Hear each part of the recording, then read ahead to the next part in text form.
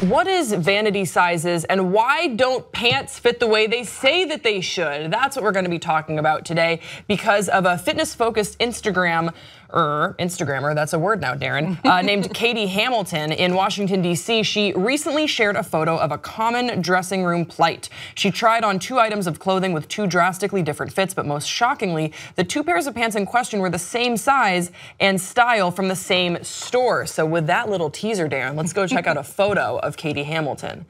So this was the Instagram post that has been going viral. You see that obviously one pair of pants, she says it's like a hair too thin. The other, it can't even fit up her thighs. But these are the same size and style from the same store. What gives? So this is what she said on Instagram. She said, if you ever find yourself in a fitting room ready to burst into tears when something doesn't fit, we've all been there, myself included, millions of times. Ask my mom. Remember this pic. There are times I'm a small, times I can't even muscle into a large, times a 10 falls off my hips, and times like this doesn't even get past my thighs.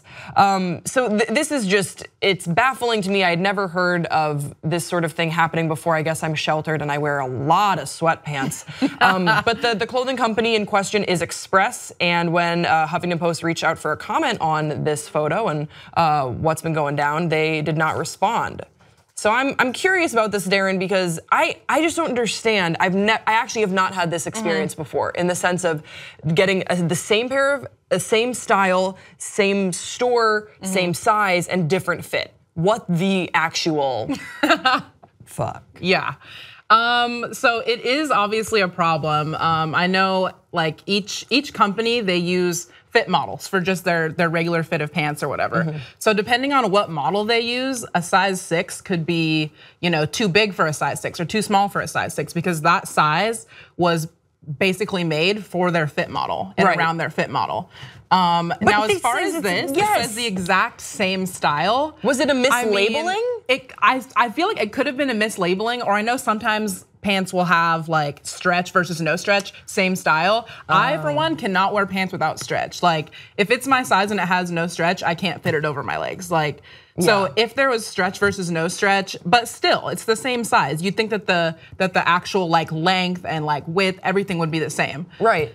So it's amazing to me that companies have still not gotten on board with making, a size 6, an actual size 6, a size 14, an actual size 14. And also, it's unreal. Can you explain it to me a little bit about what vanity sizing is? So there are some clothing labels that will label their clothing a size smaller than it is, so you feel good when you like, oh, I'm a size 2, I fit into a size 2. Right. But really that's maybe a size 4 at another brand, or more commonly a size 4. What is that? I mean, I think, I think like you said, companies will use that as a tactic to manipulate us. Yes, are you saying that major conglomerate corporations are not out to make me feel good about myself? I know, it's hard to believe. It's so hard to believe, right?